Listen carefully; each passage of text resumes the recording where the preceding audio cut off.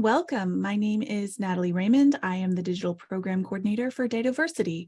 We would like to thank you for joining today's Dataversity webinar, Data Stewards, Defining and Assigning. It is the latest installment in a monthly series called Data Ed Online with Dr. Peter Aiken. Just a couple of points to get us started. Due to the large number of people who attend these sessions, you will be muted during the webinar.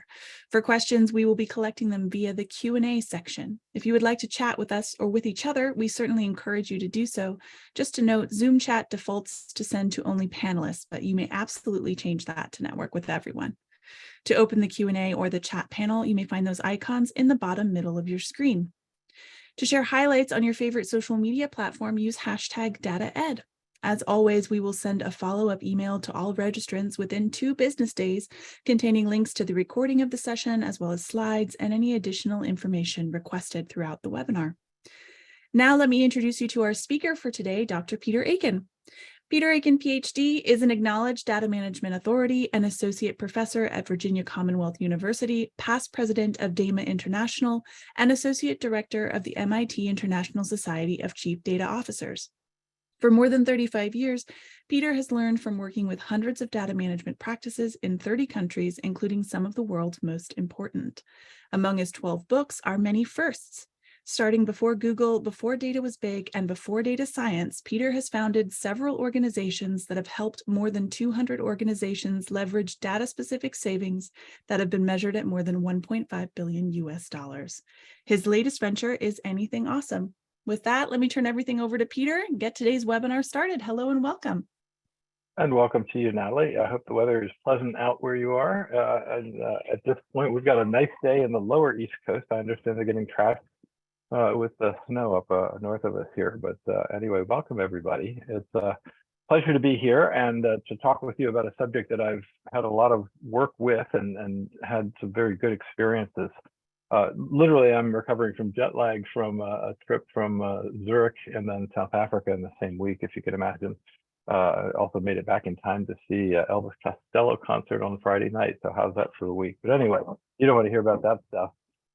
Interestingly, though, I fed the title, Data Stewards, Defining and Assigning, into one of those AI generators, and it generated this. So I think it's kind of got a little bit of key on the defining and assigning and perhaps not really quite understanding what data stewards are. So let's see how we're going to attack that over the next hour. First of all, why do we need a role for data stewardship? It's not something that we've necessarily had formally in the past, although that's the clue to it. It has been done, it just hasn't been done as formally around that. What are the stewards supposed to do then as far as being stewards for the data of the organization in certain categories? And then the process of assigning stewards is a good place to ease into this whole thing. About an hour from now, we'll come back to the top and look for your questions and answers, which are always lots and lots of fun around that. And again, driving forward, why do we need data stewardship as a role? Well, first of all, we'll do some definitions. What do we mean by stewardship, data stewards, and data debt, some others.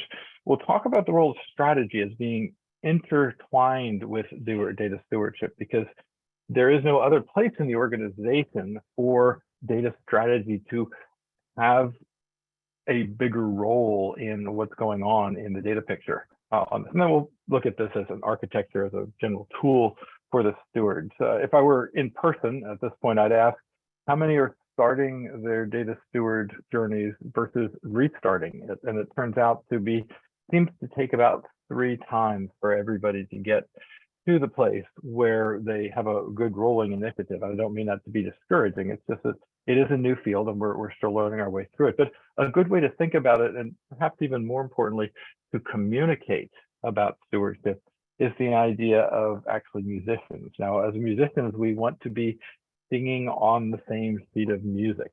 And that's what we want to do if we're going to leverage our existing data and change our existing practices to something that is more supportive of organizational strategy. And I'll start off with a quick definition here that I don't really like, but I want to just sort of address it head on.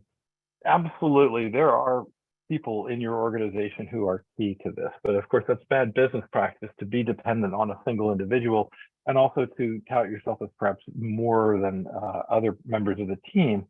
So while it's not a great definition here. It's a good starting place and perhaps a place to introduce some misinformation. Yes, data stewards are important, and not everybody can and should be a data steward, but it is a really key role. Let's take a look how that would go from a definitional perspective. So steward would be a person employed to manage another's property is the easiest definition to come from there. A custodian, a caretaker, a steward of the estate in that. And that gives us steward, so we're okay with that. Next one then is stewarding is the process of managing or look after. Again, they have in parentheses another's property, we'll call it another's data. Therefore, a data steward is managing the data assets on behalf of stakeholders in the best interest of the organization. Jeanette McGilvery gave us a wonderful definition many, many moons ago, and there's no reason to change it at this point. He is to represent the interests of stakeholders and take an enterprise as opposed to a localized perspective and have time dedicated enough to be accountable and responsible for it.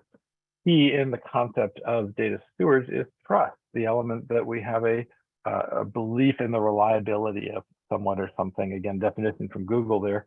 And lastly, introduce the word fiduciary. If you're not familiar with it, you have a fiduciary relationship between certain types of individuals in your existence. Typically, it would involve around finance matters, health matters, and perhaps legal advice would be three that would come to mind for starters around that. So if we look at this in totality, we're talking about a well understood role here that is to manage on behalf of somebody else in the interest of the organization, and in this case, the data assets, not all of them, of course, but a portion of them that are reasonable in order to take a look at. Let's step back just a touch. Again, from a steward perspective, one who actively directs from Merriam-Webster, and therefore a data component is one who actively directs the use of organizational data assets in support of mission objectives. Now, unfortunately, this leads us to a couple of things to take a look at. As I said before, it's a new concept around this. And this is a Gartner chart that's well done, but I think it represents sort of a challenge here. The role of stewards is defined as data analytics steward in here, and they've done some color coding. If you can see, that's a data and analytics role, so a key function in order to do it. But then there's also something called a citizen data steward, which I don't quite understand because it's assigned a business role. So that's confusing to me. And neither of these are must-have roles. I would respectfully disagree with this. And you can see that there are a lot of components in all of this. I will argue that the knowledge possessed by data stewards in a well-run organization are the key differentiator between success and failure of governance and therefore data programs all the way around. Let me now move on to a slightly controversial topic as well, and that is the idea of data ownership, a very big challenge. If you have it, most organizations, they start to say, this is my data and it's mine and I need to have it around here. Reference instead the terms fiduciary relationship, or if they insist on owning something, give them ownership of the data requirements within the defined portion of the life cycle that they are looking at. In other words, there are upstream activities of which they do not own those data requirements, and there are downstream activities that probably should be taken into consideration as you're defining the local ones in here. Again, the further up we put our controls, the better off we'll be able to do this. If you get real pushback on the concept of data ownership, you can just instead say, what data would accounting own? Because accounting is an area that inherits data from other parts of the organization all the way around. And this is unfortunately a result of what has been considerable confusion as to data responsibility. So imagine having to take your new stewards and their first perspective is perhaps that IT thinks data is a business problem. If they can connect to the server, my job is all taken care of.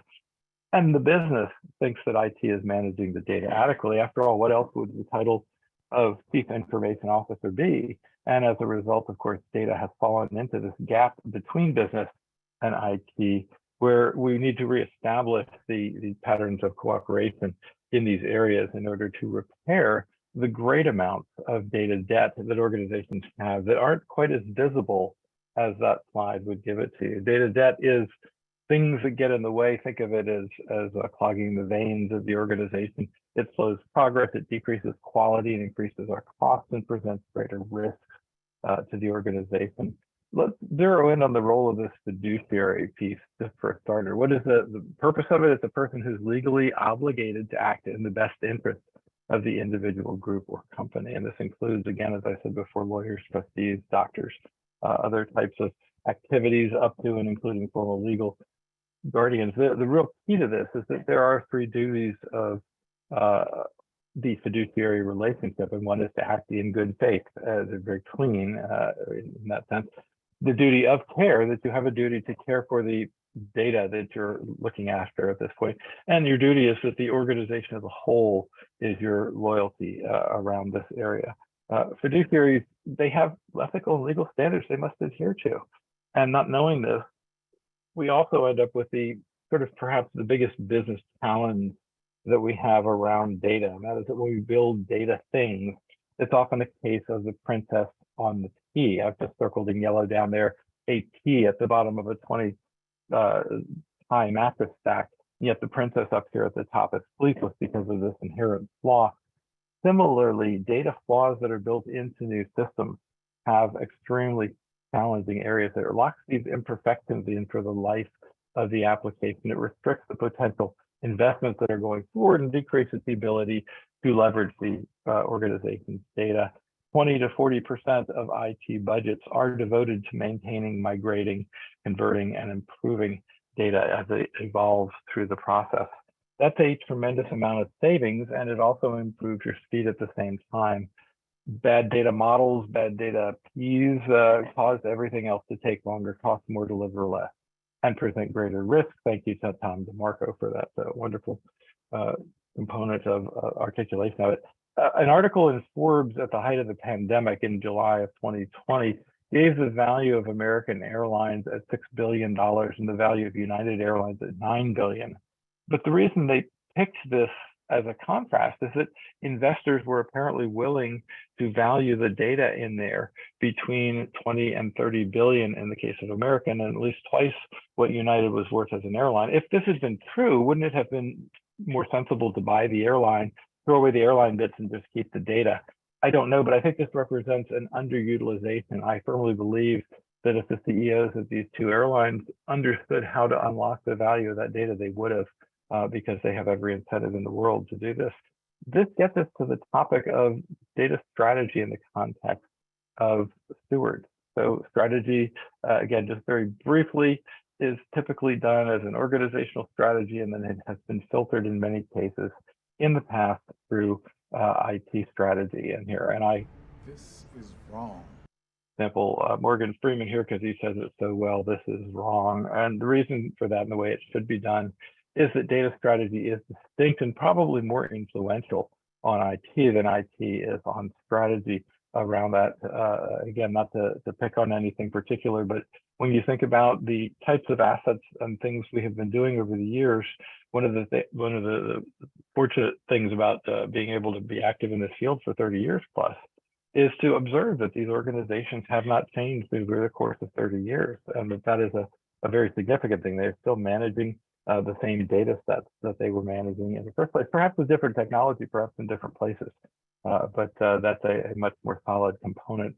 The strategy as a concept wasn't even really introduced to the general public until about 1954, and it represented this master plan after the management consultants got a hold of it and said, we're going to put together a thing for you. Now, I want you to think differently about this, because I believe that the management consultants have hijacked this term, and that the proper way to think of it is strategy derived from military use. After all, this is where it, quote, has been successful. And definition here is a pattern in a stream of decisions. So this makes strategy much more of a process and much less of a thing. Let me give you three brief examples. Walmart's business strategy in a past life was everyday low price, and they understood this, and their customers understood this, and their suppliers understood this, and their critics and their adherents understood this. It was a unifying feature of the organization, and a very clear and successful implementation of an organizational strategy, not just in the organization, but throughout society in this case on here. Second example of a strategy here is Wayne Gretzky, and he basically says I could either chase a hard rubber plastic ball around that roots across shiny ice and very slick ice and try to chase it, or I can skate to where I think the puck will be. raise my hand and say I'm open, and then I will score as I move in on that. Napoleon at Waterloo is our third example here, and the question was, how do I defeat the competition when their forces are bigger than mine? And the answer, of course, is divide and conquer. Now let's look a little bit very closely at this one.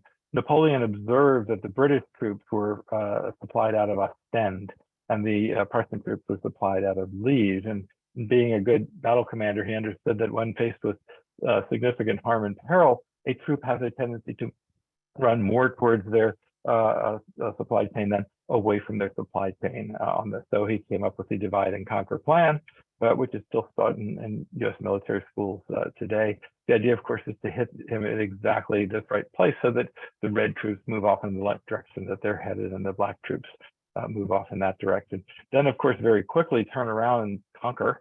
And the idea was, of course, first of all, go to the right and remove the French, and then go to the left and remove the British. Again, just very, very simple strategy. But on the other hand, let's think about it, perhaps. It seems simple. Hit both armies really hard at the right spot, then turn right and defeat the British. Turn right and defeat the Prussians, then turn left and defeat the British. And oh, by the way, please do this while somebody is shooting at you the entire time. It makes absolutely good, I think, evaluation to say that this would represent a complex strategy, particularly considering that most of the soldiers didn't want to be there. But we've spent a bit of time talking about strategy, and the idea is that strategy, when it comes to the data level, should be a simple concept. My friend John Ladley gave a quote that I think I'm going to adopt. Thank you very much, John, with full attribution, and that is that the data strategy should be the chapter of your organizational strategy that deals with data. I like that a lot. Let's look at a particular other type of perhaps complex governance, though. Can you imagine being a steward in an environment that was this complex? And I'm not saying this is good or bad or even what it's particularly for, but I think you will again all agree that it is complex in order to try and work on this. So let's go back to our definition of strategy, a pattern in a stream of decisions, and understand that strategy guides work group activities. The idea that within a work group, we understand our common goals and objectives and move forward in a unified fashion is a very, very important concept around strategy. And that is what has to be communicated ultimately down to our stewards. So let's talk for a minute about governance and architecture. Again, why are we doing this? Well, corporate governance has been around forever, except that we had, before the pandemic, the idea that perhaps it wasn't all about the bottom line. And we'll see whether that goes anywhere, but it was nevertheless a robust start to that effort. Of course, if we have corporate governance, we then have IT governance, which looks at measuring results, addressing key areas. Again, the 5 that have been identified here are shown in blue. Now I want you to go to data governance definitions, and these are 7 of them we have used over the years, sort of foundational in nature around this. And of course, you all know what an elevator pitch is. You get on the elevator, an executive steps in and looks over and says, "Oh, can you tell me what these data stewards are doing, or what is data governance and all this other?" You got 20 seconds or so to not look like a fool and give a cogent advertisement for your program, of course.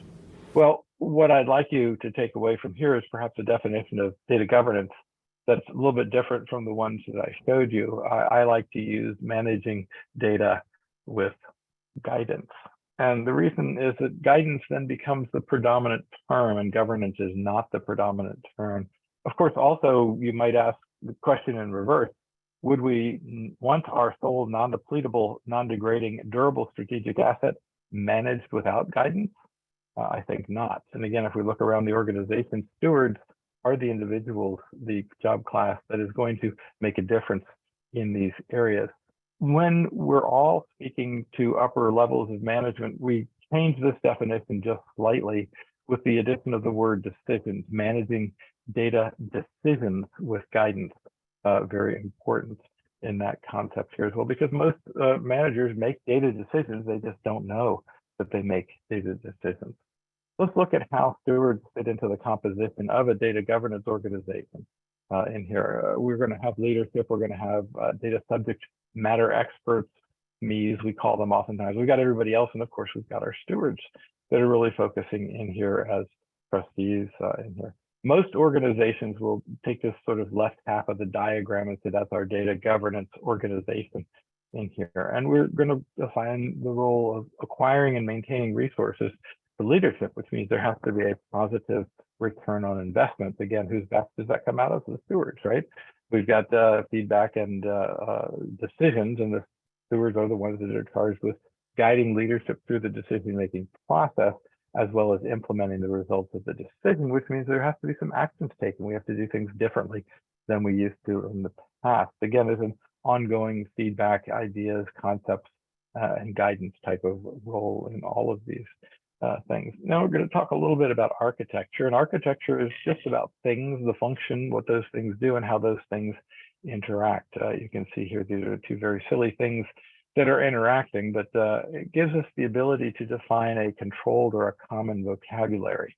And that's the best example for most organizations, because they start to come back and they say, well, why are we doing this architecture stuff? And the answer is, we need to get all the musicians on the same sheet of paper. This is our common or controlled vocabulary that we're pulling into place so that we stop the siloed towers of Babel in here and understand conceptually as an architectural component the interconnections and the commonalities among the data pieces in a way that's shared by three groups: the business users of that data, the technical group supporting that, and the systems as well. This is what we mean when we say the language of data governance, and especially data stewards, is in fact metadata. Because unfortunately, most organizations have architectures that are not understood, not documented, and therefore not useful to the organization. Let's now drop into our, oh, and I'm sorry, I wanted to say data for that as well. Let's drop into our what are we supposed to do? And again here, the idea is to look at challenges that are bogging us down, because most people are unaware of the effect of data debt, and it just makes everything, as I said before, faster, slower, take longer, deliver less, present greater risk to the organization around that. We'll look at a framework for stewardship that is derived from a well-established framework, and it's a very good way of thinking about this. Then I'm going to relate our activities as stewards to the role of fire station, and we'll talk about that. Then we'll look at stewardship in the context of overall data governance around that. So again, let's dive in. We've already said don't say no. Reference instead this fiduciary relationship. It is just appalling to do this absent from that. And I know it comes up twice in here, but it's still fairly important. And I just went to the absolute wrong slide. Give me a sec. Let's see, there we go. What you get when you type the wrong number into the slide. By the way, any guesses in the chat how many slides I'll get through today around all of that? Really sort of fun to push the limit. There we go. So, oops, I still got the wrong slide. I'm so sorry. Yeah. Typically, what happens in organizations is that they recognize they've gotten to the point where they have data, but they're not able to access the value. And the reason for that is because we're overly dependent on human beings, or the wetware that is in between our ears, these knowledge workers, and their set of informal communications is often described as the weakest link in this. And stewardship is designed to formalize these roles, to be available if the organization decides to measure the activities in here, which means they can be costed, and an organization can then determine an effective ratio of data that could be covered by stewardship around all of this. Again, the first most united purpose of stewards is to help the organization use its data better to support the mission.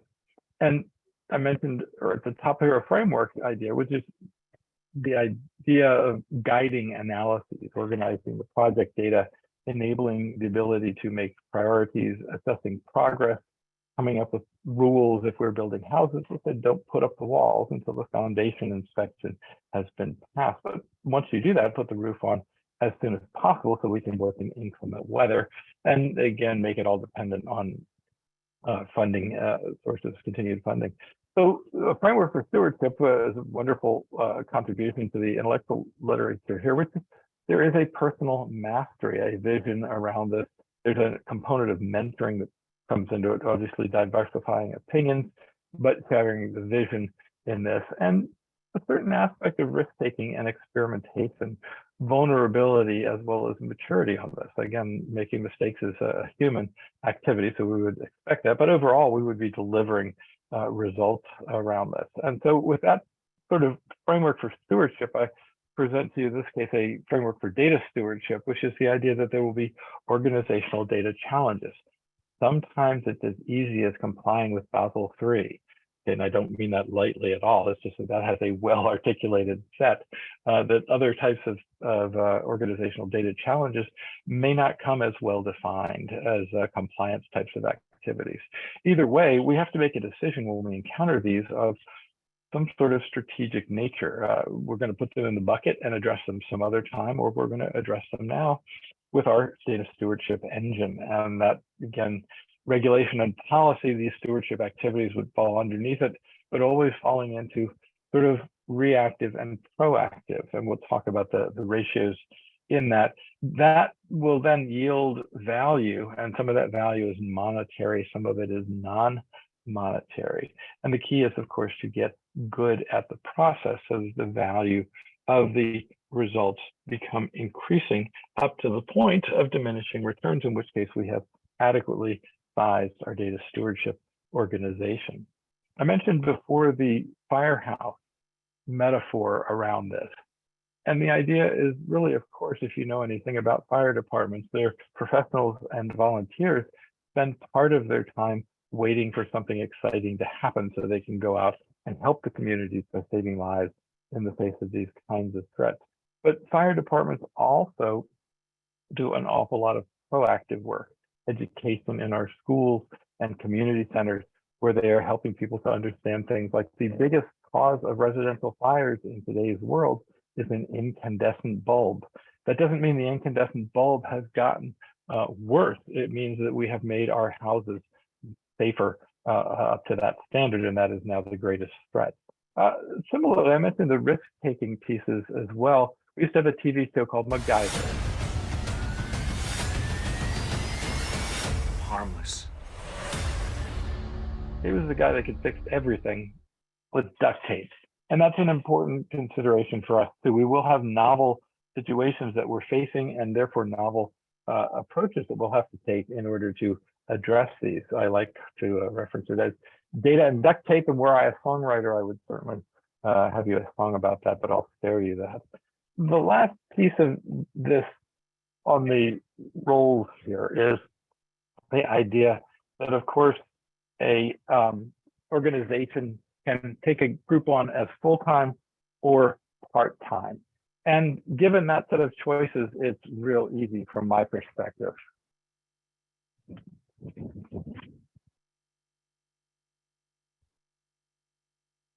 And I'm back from pulling the driveway alarm because my wife is backing her truck up. Anyway, if you have a choice of 10 people, 10% of the time, or one person, my advice would be to take the one person. And the reason for that is very simple. If you have this ability to get into this in a more in-depth way, 10% of anybody's time, or even 1/3 of their time, is still a difficult series of choices that the organization has to make. But if you're full-time, this is your job, you're a professional about it, and you're going to try to improve your ability to serve in this role in the organization. So a much easier way of starting the cohesiveness that you need to have in order to have your organization start to move forward on this.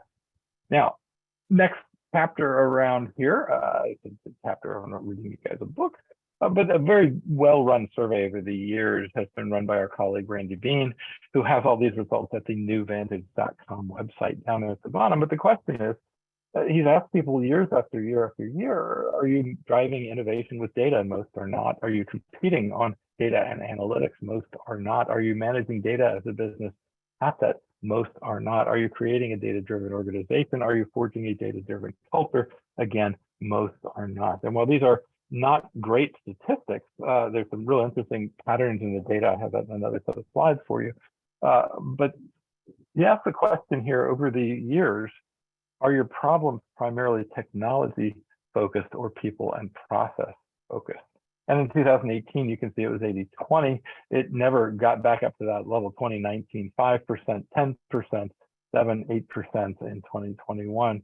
It's clear that the data challenges around our organizational inability to utilize data are people and process-based.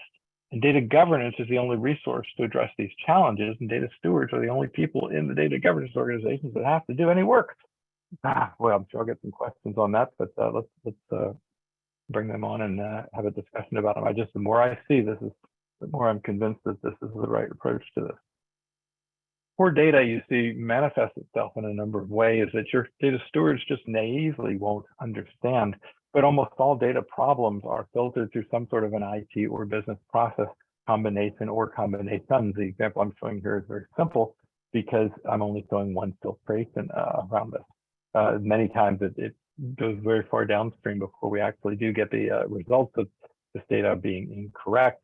And only when we are able to connect the dots all the way around can we understand that these poor results have a unified cause.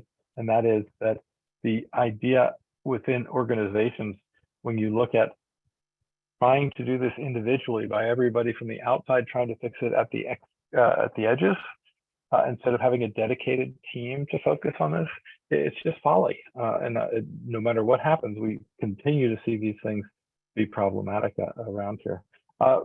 Again, the idea here is that we need to be able to have the organization be able to get to the critical mass in order to do this. Let's now talk about the role of data governance in here. And again, this is to put the stewards in context. Most organizations have sort of vague ideas about what's going on in these areas. But of course, eventually the data governance organization is formed and data starts to improve over time. However, the perception oftentimes on the part of management is that this is slow, and having to measure progress in quarters bugs them, much less the fact that the real impacts may not be felt for years in some instances around us. So what happens is that organizations say, yeah, you need to do something a little bit more proactive, put some wheels on that snail there, bud, and let's get that rolling out and make the data improve as a result of focus. Now, this is active data governance, and I don't see a lot of organizations indicating that this is something that they should do, but I see a lot of organizations practicing this. And so I think we're beyond the point of this as an introduction. This gives us the ability to get better feedback and to start employing a professional class of individuals that will exist here from this point onwards as our data professionals, one component of our data professional staff in here. And just a quick side note here that while we're pretty good about articulating when data things happen, we're not quite as good, or we haven't been quite as good about making sure that those data things that are happen are tied to organizational things that happen here.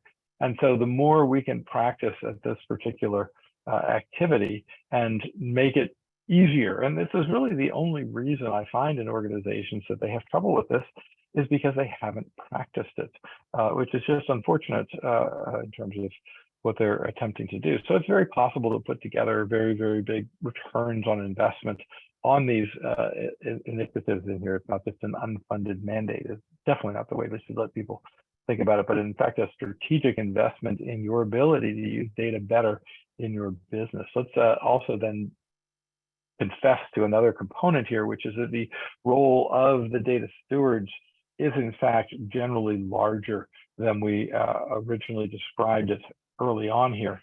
And that within that role of the brown box here, they are really responsible for making sure an awful lot of these things happen within their areas. So the scope of stewardship efforts is quite large in most instances around here. The key to this is to understand that your organization is going to have to take a both proactive and reactive role in addressing these topics, and that proactive and reactive role will also include some things that are not considered part of data governance, but what you should ask is, well, whom else is going to do them? Because if I don't have a group focused on these people and process problems, I will not, in fact, be able to overcome the good things that data can do just by throwing more data in front of good people. I'll take a quick side deviation here too, and I do a slide that I didn't have a particular slide for but it's the role data literacy plays in all of this. And of course, the idea here is that stewards need to be more data literate than everybody else. So we can clearly see there's some gradations that we could pay attention to from that perspective as well. So now you have an idea of what they're supposed to do. They're supposed to take data and move it in a way that will increase its ability to support the organization's ability to achieve its strategic objectives in here. We look specifically around several things, which is data depth and one sort of a framework for this, whether you have a ability to distinguish between these reactive and proactive foci that you're looking at. And finally, how the stewards play a role in all of this. And it's a very encompassing role. Think about it, just who else is going to do it. So last section of this, we're going to talk into assignments of data stewards, the idea that you're going to start the process. And first of all, there should be a very much of a concept here that says these are going to result in tangible improvements. But even when you make those improvements, it's important to document those improvements, because those improvements, while they will be seem simple to others, they'll not have a good idea of how much they actually add up to. I'll give you just a very brief example, which is that I had an organization at one point that had a query that ran 1 billion times a day. Now that's a lot. And the idea of this query running a lot just gave me the question of, I wonder, the person that wrote it, did they in fact understand query optimization? And this is not necessarily a topic that stewards should get into, but necessarily they should understand that there are always better ways of doing things, and we should be able to identify what they are and evaluate them and respond accordingly. So in this instance, it turned out that the person who had written the query had not really understood the process of query optimization. It was possible to rewrite that query such that we were able to reduce it by 1/4. Now that's not a lot, 25% is a good amount, but if I take 1/4 billion, I'll take that any particular time, as opposed to trying to find out the underlying causes of why we can't reduce costs around that area. Let's dive into our last section here now, which is, again, the idea of assigning them. And I'm going to just give you some advice, which is hopefully makes sense. It is that you should start simply, and that you should follow and understand and make sure everybody understands the differences in cadence between IT projects and data governance approaches, which is then talks to the need for a different structural approach. There's some foundational prerequisites that we'd like to get to around this. And then finally, simplicity, agility, and practice around here. So let's dive in again and just say that the sources of data are many in just a healthcare environment. And this is like, if you are looking at your data source being an order catalog, then the steward for that is probably a member of the IT staff. The point of this is that it's a lot of different definitions. And while there are, in fact, a lot of different types of stewards, this represents the thinking of an organization that has matured into this setup because it works for them. This is not the result of everybody pre-planning and attempting to guess in advance what's happening here. And let me be even more explicit about it. So while these are excellent definitions of stewardship and showing that there are multiple roles in this, it's probably not a good idea to introduce all of this at once to your organization. So my colleague, David Lotion, has written a wonderful book on data stewards, and I highly recommend it to you. But he's describing here a number of different types of stewards, and I'm not going to read them to you because it's not the time to start thinking about them from that perspective. Because of course, if you get this many different types of data stewards that are in here, then of course you need an auditor and then a manager of some sort in order to put them together. No, this is overkill, confusing, and remember that most people are less observant and care less about this than we do. So we have our definition of stewards, one who directs the use of data assets in support of mission objectives. All right, well, problem is externally, this is not well understood. There's sort of data stuff that people hear, and then there's data management and data governance, and what's the difference between those two again? And oh my gosh, now we're going to introduce this concept of data stewards in here as well. It's not possible to most people to do this. So keep the comprehension at the programmatic level. What's going on here? We have a data program. Stewards are part of that data program. If they want to ask you a follow-up question, great, by all means, speak with them about it. But it's just so difficult to try to get this even understood within the data groups, much less across them in organizations.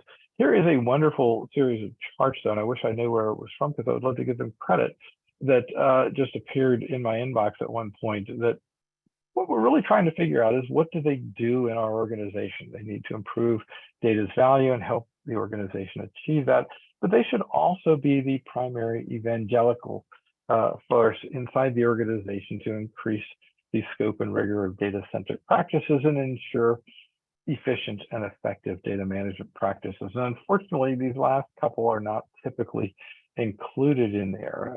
It's just while it's a wonderful idea, it's not been practical up to this point for most organizations to do this. And let me take you to this concept of what I call an organizational data machine. Now, this is the external perception of the organization by outsiders, whether they're business partners or customers or regulators.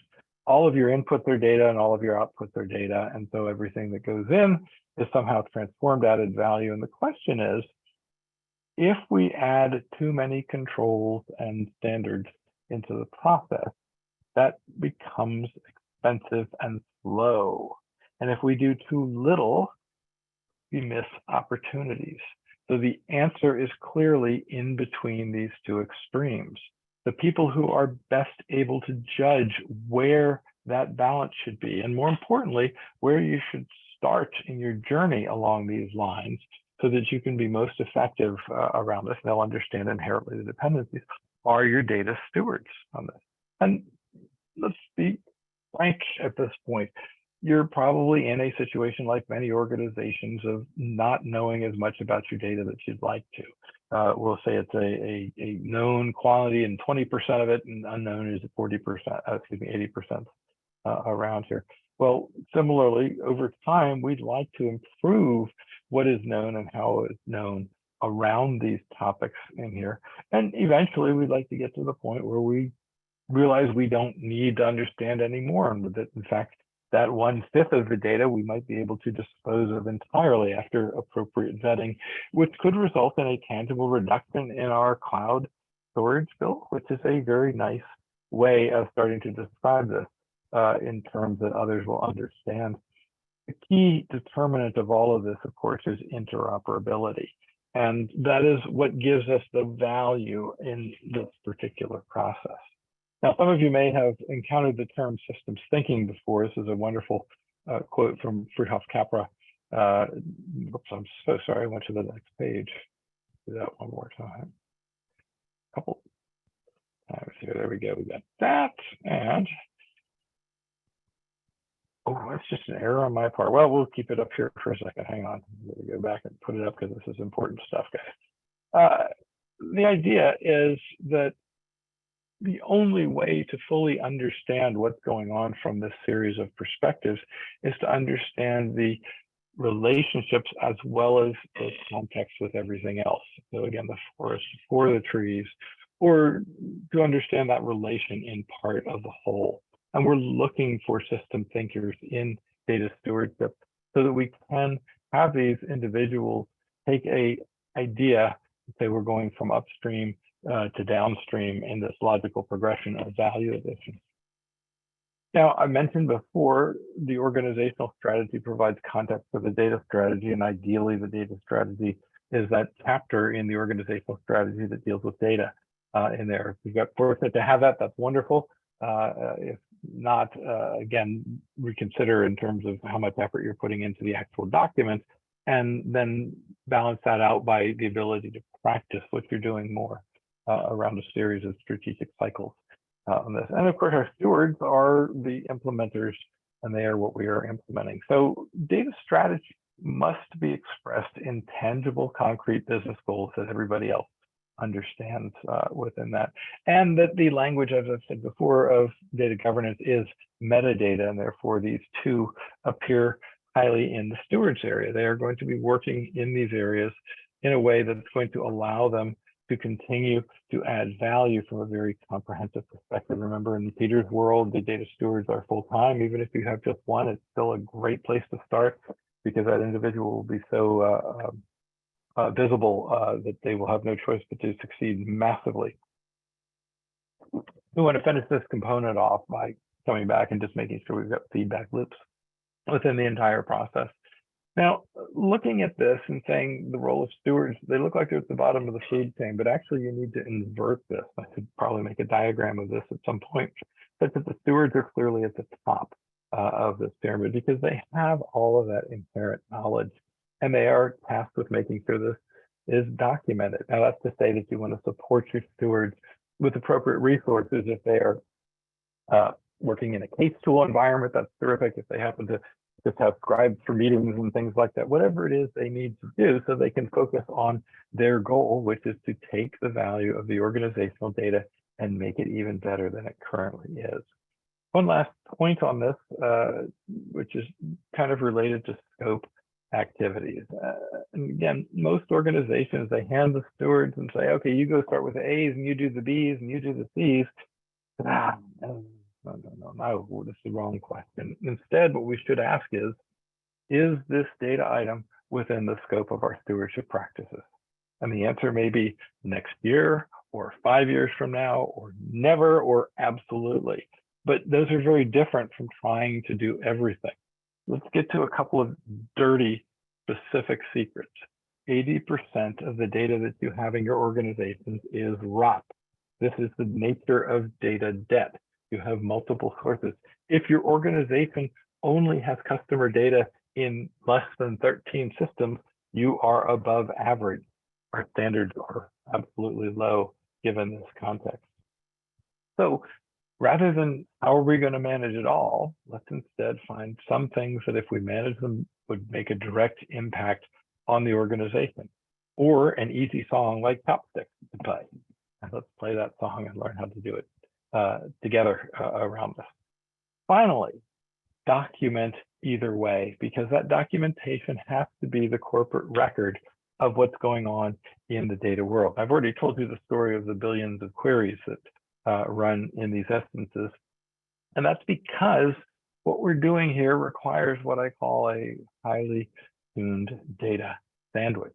The idea is that some components of literacy, perhaps uneven supplies of data and standards application in the organization, are kind of clunky and causing sand in the gears. What we'd like, of course, is for customers to have seamless experiences. And the only way we're going to do that is by improving literacy, supply, and standards. And once again, stewards are the source of that expertise.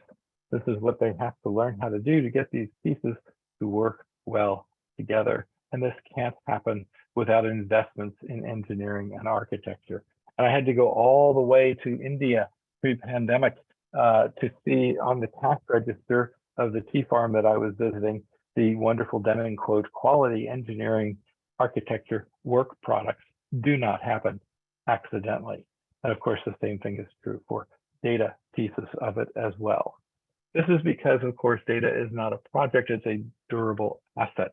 It has a life that lasts a long time on this, more useful than 1 year. If you want to get into some of these topics, again, probably not a direct steward topic, but certainly of interest is the monetization components that are inherent in some types of data. And Doug Laney has done a wonderful job on his Infonomics book of describing some of those components. I mentioned earlier the cadence that was involved in this. So certainly we invest in our customers and hope that their data will have an asset value of greater than 1 year. If you think back to the example from the Forbes article on the 2 airlines, they were clearly at least valued by some investors as being more valued for their data that they had than in fact the operation of the airline. I don't know about you, but if I could get just the data and let somebody else run the airline, it's a tough job. I'm glad some people do a great job of it, but it's certainly not anything that I have any expertise at on this. This is what we're talking about in the cadence of this. And while it may be reasonable to do 2-week sprints or increments around this, instead, what we need to think of is that data evolution is going to take much longer because data has to flow through the systems. And so the evolution can be measured in as long as years because data evolves. It's typically not created. And that's an important thing to consider because many people think of data stewardship and data governance as projects.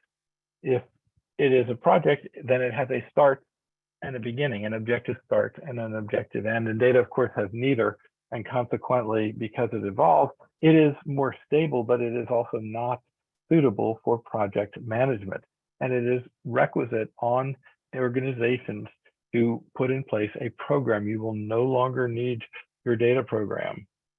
Sorry, I'm not on the right side there. You will no longer need your data program. There we go. When you no longer need your HR program, right? Or your finance program as you're thinking about it. And that's a really good way to think about it. And the argument is very straightforward. Do you think there will be more or less data in the future? Obviously, most people will say more. And do you think that we will have more or less expertise in the future? We'd like to have more expertise. But on the other hand, what steps are we taking to develop that expertise?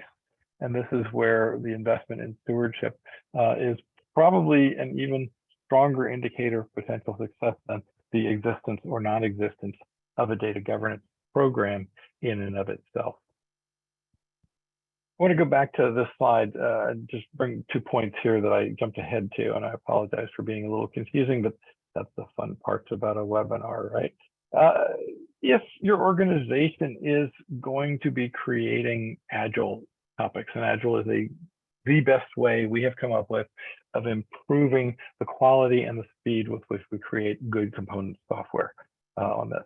These data requirements are a prerequisite to Agile development. And if you recall a couple slides back, I had you all thinking that we don't want to own data ownership. We don't want them to own it, but we can own the requirements. And those requirements play a direct role here. If you don't have those data requirements well objectively understood at the start of your Agile sprint, you need to sprint off in a different direction because the only possible result in this is to create additional data styles. Again, part of data debt is for years and years, we have taught all IT students, computer science, computer engineering, and information systems, that the answer to every data problem is to build a new database.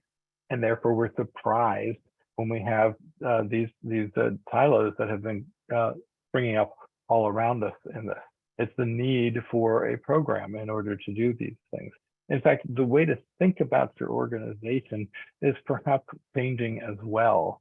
In most organizations, there are plans that are at the top, and those become data, and they're transmitted down through the ranks so that others then get some instructions. And in some cases now, you actually manufacture things.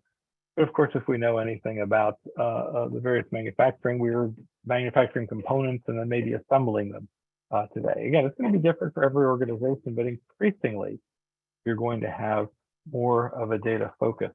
Your organization is all about data until it's not just about data. And that's an important consideration to think. It changes the mindset around this. I was talking to a logistics group in South Africa the other day, and they had good expertise in these things, but they also were good at understanding the marketplace. And we talked about them perhaps providing advisory services into the rest of the marketplace. The question to ask is, what business are you in? And it's a very good question to take a look at. Let's also say that stewards have an important role to play here as well, which is the organizational data practices.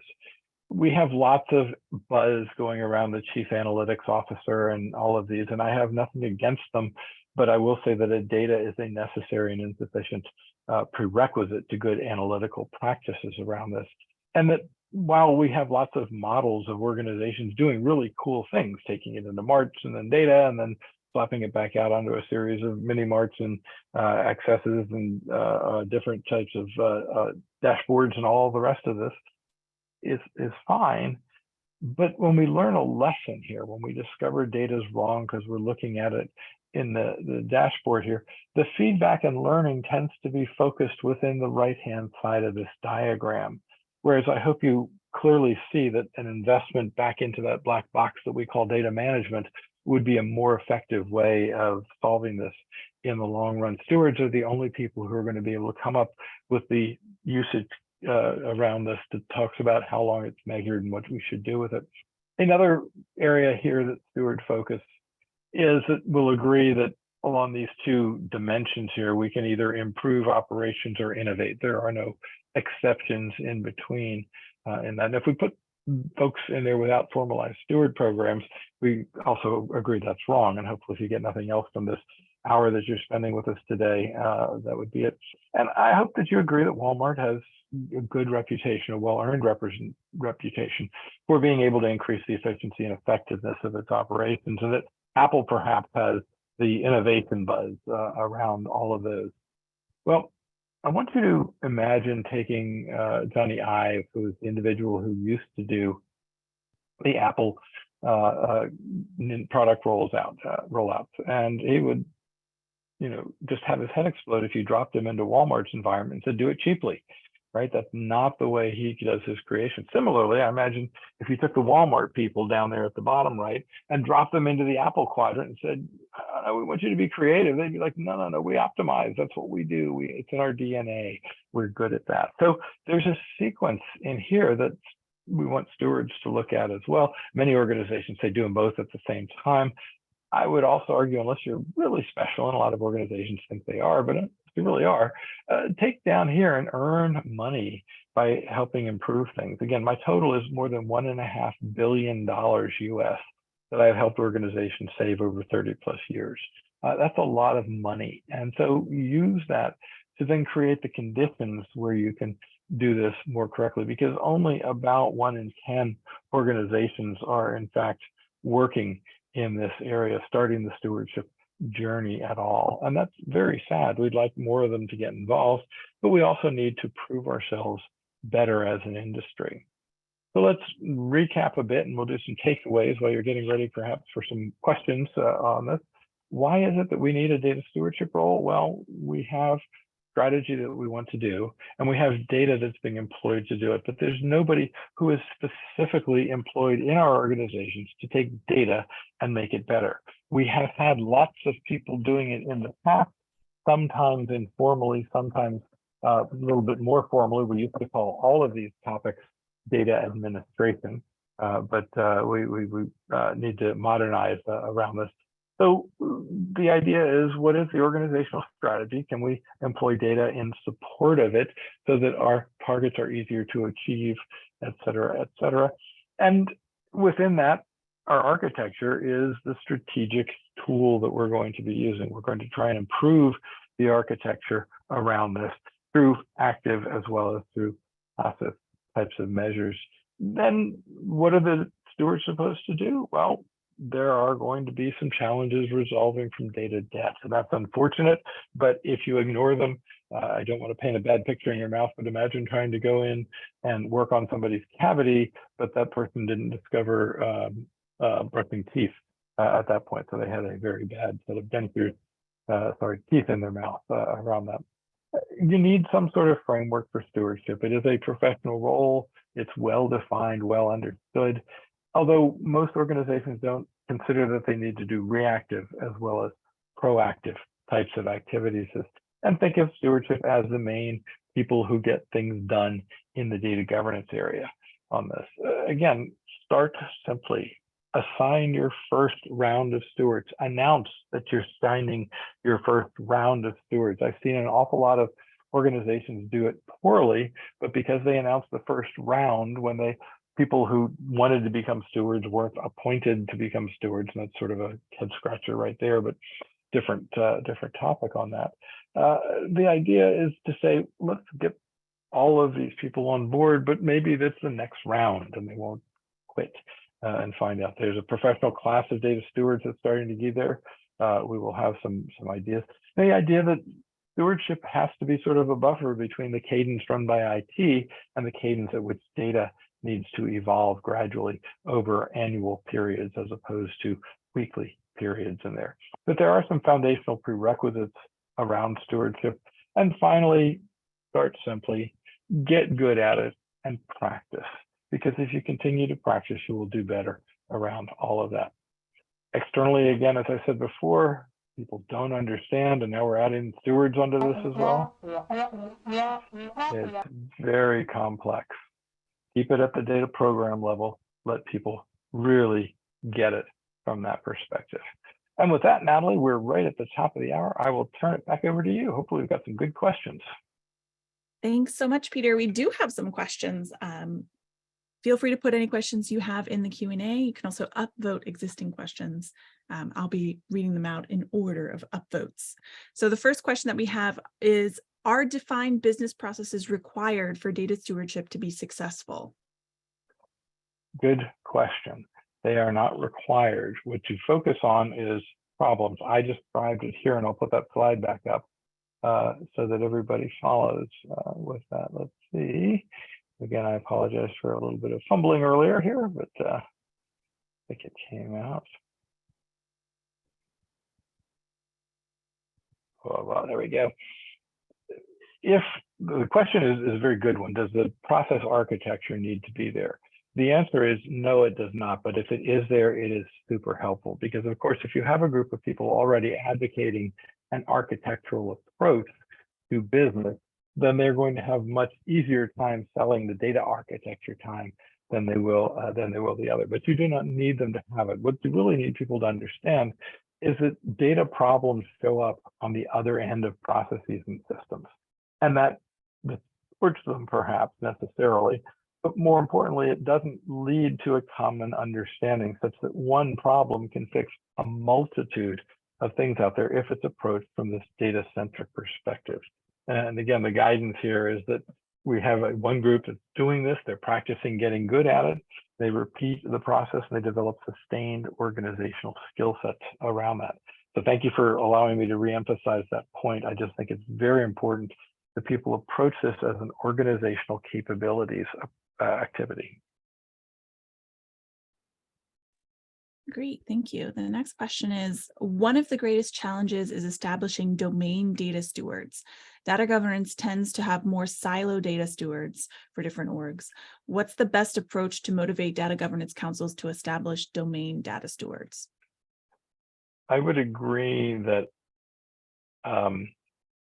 that identifying domains that people are associated with is an important characteristic here. Let me put all these up just to get them all up. And you'll notice domain data stewards here are defined as across multiple business areas. So for example, if we're going to manage customer data, we can anticipate that several different parts of the organization will approach that.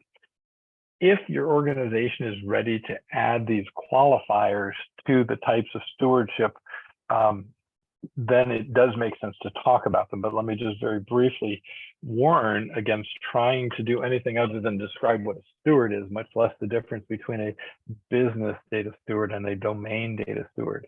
These are good definitions. They tend to be used within specialized areas, but not necessarily understood widely. So somebody's business data steward may feel that's actually with a metadata that should be shared across multiple business areas in here.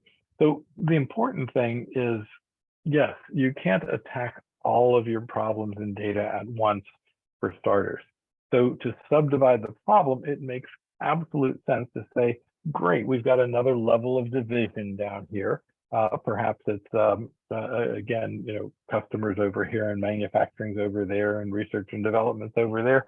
Those are great ways to start the process, but don't try to pull it all together and have a perfect comprehensive architecture at once. Instead, take one of those areas, particularly if you have limited resources. And just a little quick side note here, my federal government customers that I'm working with at the moment are very fortunate because of a new law that was passed in 2018. They are getting $1 million implementation budget for some of these activities. And so we're going to have a very nice perspective on the federal government having done perhaps more work and faster work than the business sector in this instance around here. But again, our question was about domain data stewards. So I wouldn't start out by identifying anything other than a few people who are going to be data stewards.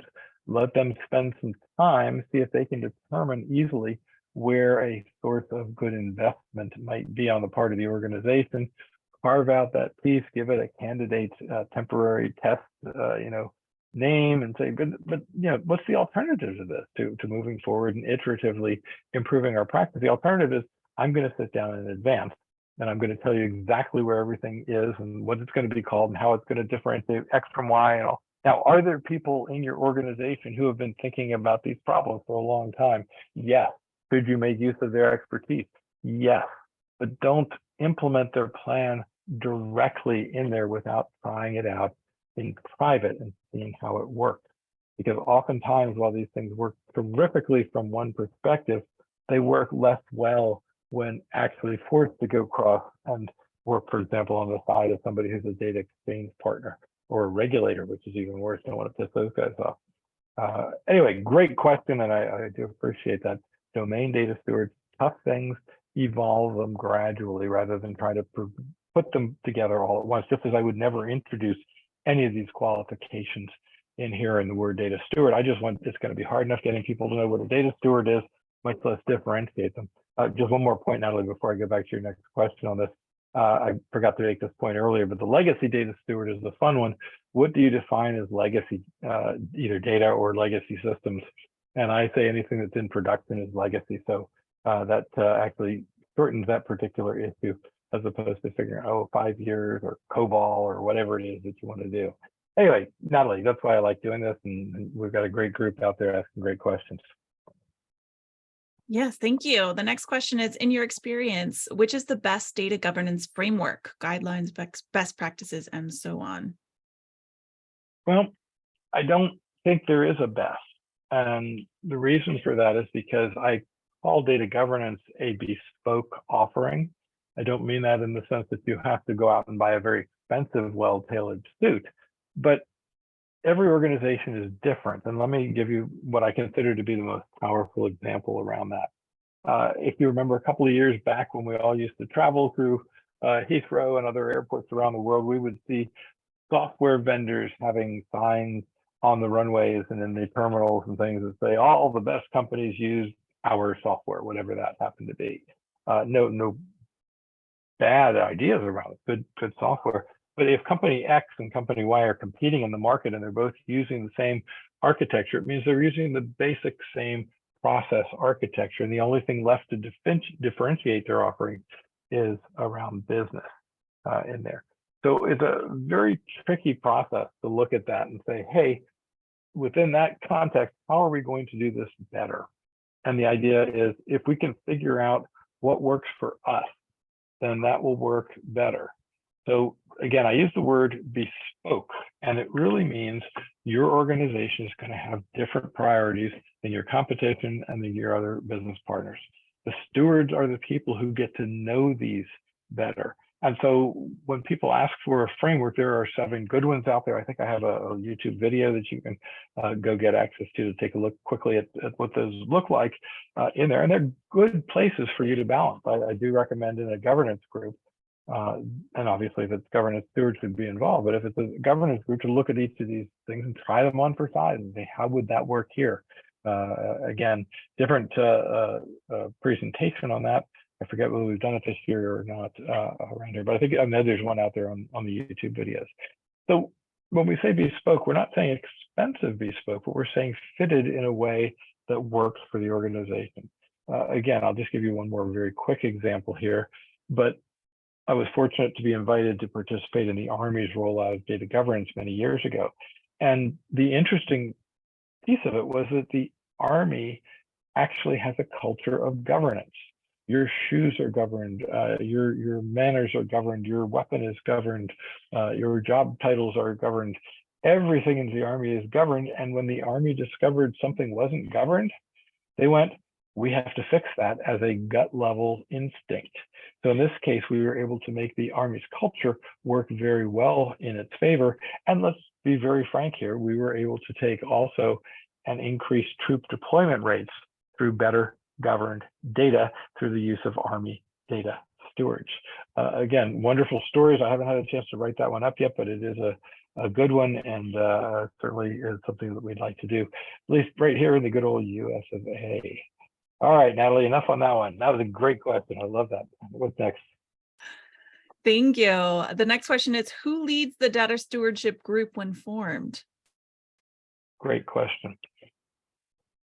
Let's put it back to the right slide so I can address it on there. And the idea is there really don't have to be a lot of different players in this scenario. I make it very simple, particularly again at first, just because it's easier to explain to people and get them to do the things that we want them to focus on around this.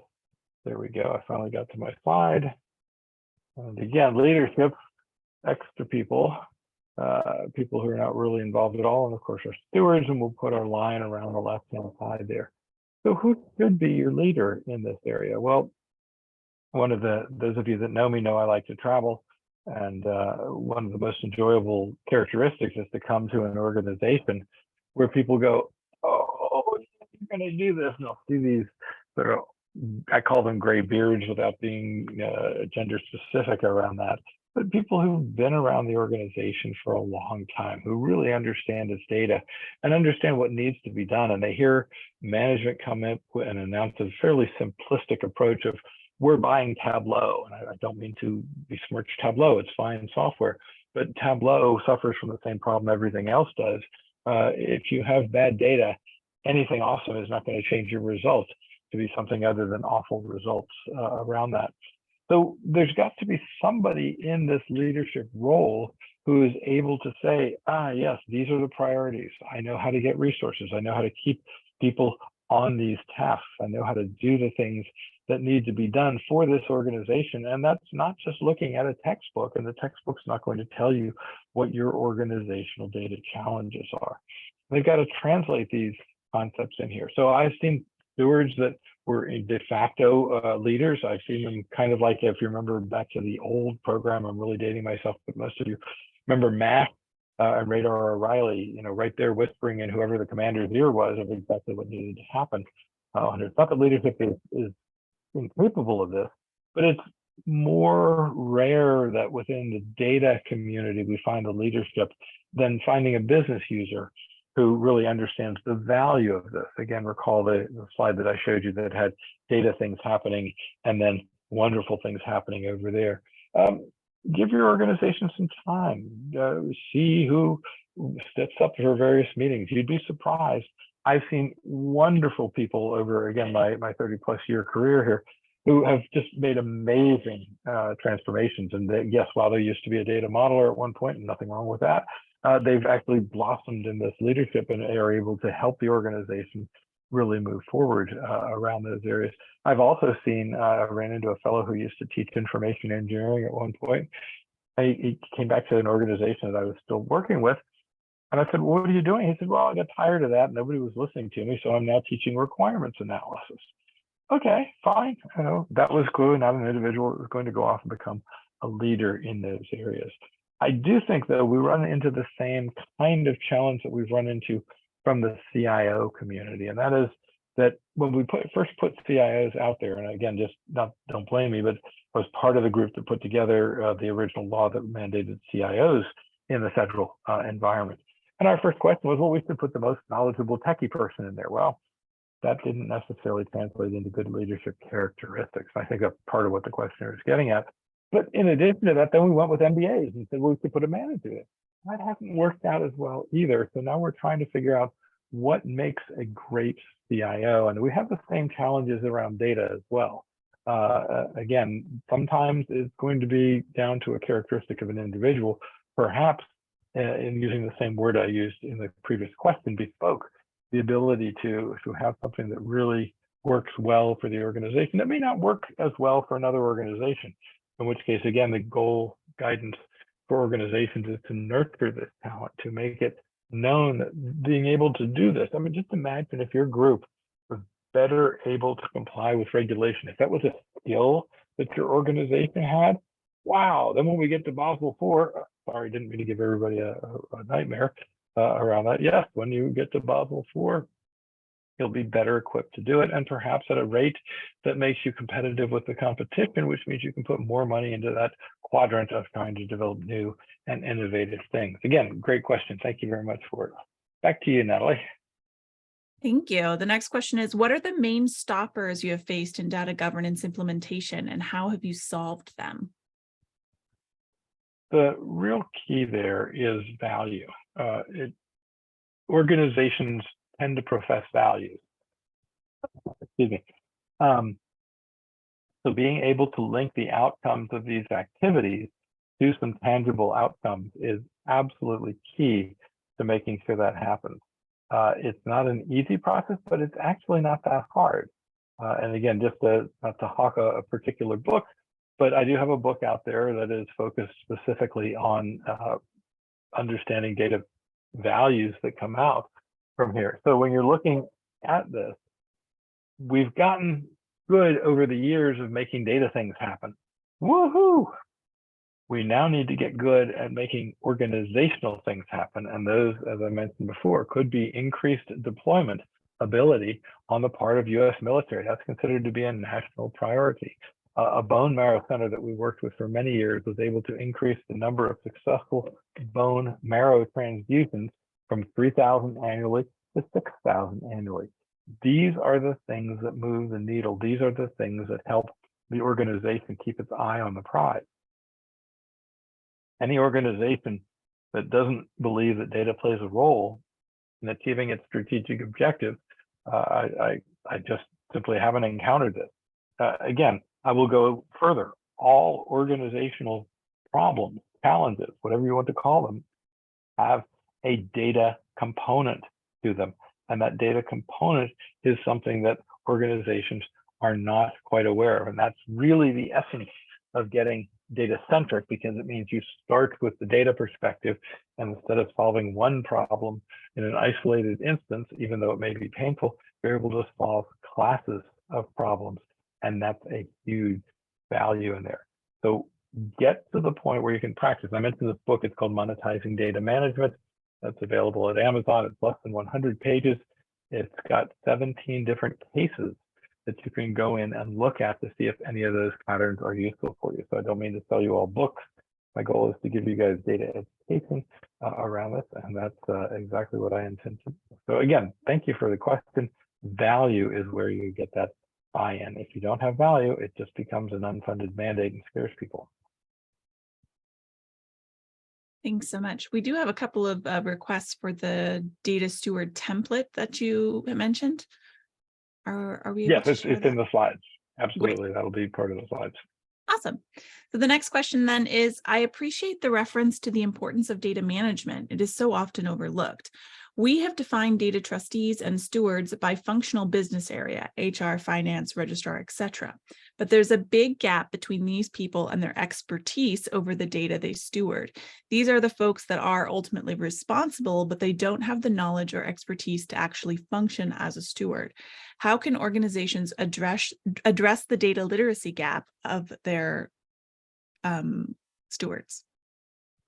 Again, very good question, and a difficult question, because unfortunately it involves the need for more. Now, I would first of all say that while stewards need training, my order of precedence in an organization is slightly different. I start out my data literacy efforts with organizations at the executive level, because they make decisions and they don't understand that they're making these decisions, and consequently they don't understand the impacts, the long-term consequences. A very simple example of that is an organization that installs Salesforce. Now, you all know Salesforce, it's wonderful software. Excuse me though, there's no way that an end user being presented with bad data in Salesforce understands the very fine distinction between Salesforce working perfectly to deliver bad data and Salesforce working as expected in there. And so their first impression from Salesforce is that Salesforce is not good.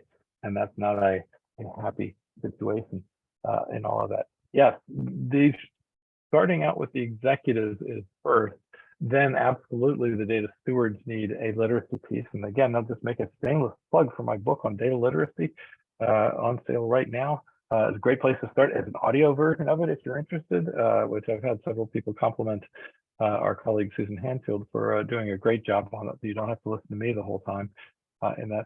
And then finally, I think data literacy will be best successful in organizations, the impact of a more literate workforce will be best achieved if the third group that we make data literate are our knowledge workers. And I envision a day when HR, given two candidates who are of equal category, equal skills and knowledge, will be able to select for the one that is more data literate as opposed to the one that is less data literate. And I also anticipate that on a regular basis, you'll have some sort of data literacy reinforcement the same way we currently have our security practice reinforcement. Don't be exposed to phishing and things like that. Just a little reminder once a year to keep all knowledge workers up to speed after, of course, they've already been exercised in that. So yes, data stewards need to understand, again, many people say, oh, well, the data stewards, they just, first of all, they own the data, right? And again, I don't agree with that. Hopefully everybody agrees with me on that as well. On that. And the data stewards then are just supposed to make sure that the data gets delivered to the Tableau experts, and the Tableau experts do wonderful things and discover that people who fly into the Richmond, Virginia airport on Thursdays like to have white convertibles instead of yellow convertibles. I'm totally making that up, but that, you know, that is a good piece. We all understand, though, from a BI expertise exercise, that the best answer from any sort of BI expertise, excuse me, I said expertise, BI exercise is another question. And that becomes problematic in a number of different ways. Again, as I mentioned on this slide in particular, the loop that is too close, that it only ricochets among the right-hand side of this diagram and does not go back and achieve the true leverage that is possible within the data management practice area in there. So that's something else that stewards have to look for and say, hey, if we're starting to see things get corrected up there, let us correct it in the source systems so you all never have to correct it anymore. What a wonderful thing. Again, thank you for giving me an opportunity to expand upon that. I hope I hit all the points. If not, drop it in the chat and let's make sure I do. Back to you, Natalie. Thank you. The next question is, there should be a difference between data requesting regulating organizations and data providing or reporting organizations, and in general between public versus private sector companies. So how to define best data stewards, tasks, responsibilities according to the type of org? Excellent question. Are there, in fact, differences between an organization that is mission focused, as would be most government entities and others, and operations that are commercially focused? Yeah, I'm going to give you the answer from the literacy book, though not so much from the stewardship practice, although I think that the concept is equally appropriate. With a knowledge worker, we can, and you've already heard me say all knowledge workers should be data literate and literally certified at a literacy level, as objective literacy level. Again, they're entrusted with concepts such as fiduciary, so they need to understand what their role is and how they have it literally a duty to do things the correct way, as opposed to, well, I think I ought to do it this way around it.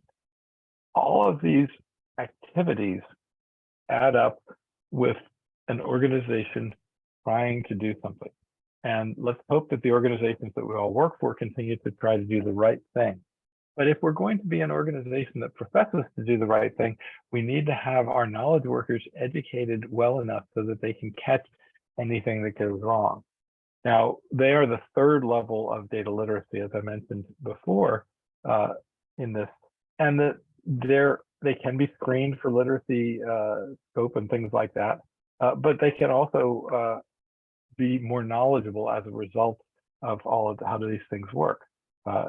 Again, true story, I had one organization that I was working with, was a healthcare organization. They were having some dashboards created, and one dashboard would have variable X pointing upwards, increasing, and the dashboard right next to it had the same variable decreasing. And you know, the point was, hey, folks, management's eventually going to be asked, how can something be both increasing and decreasing at the same time?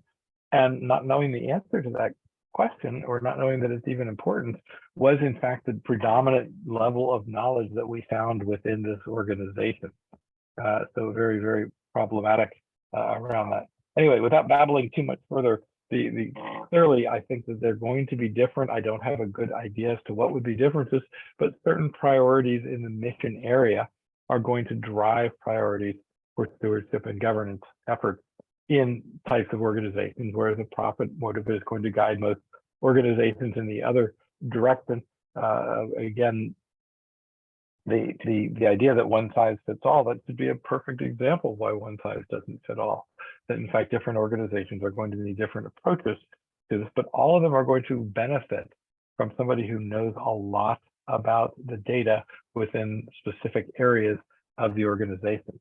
By the way, this same specialization pattern that I'm urging here applies to data science. I think that the term data science is absolutely useful, but if you tell me that you are an animal data scientist, or maybe even better still, a dairy farm data scientist, then I know exactly what knowledge and skills you need to have in order to be useful in that environment. And I think until we take that step, it's going to be a problem.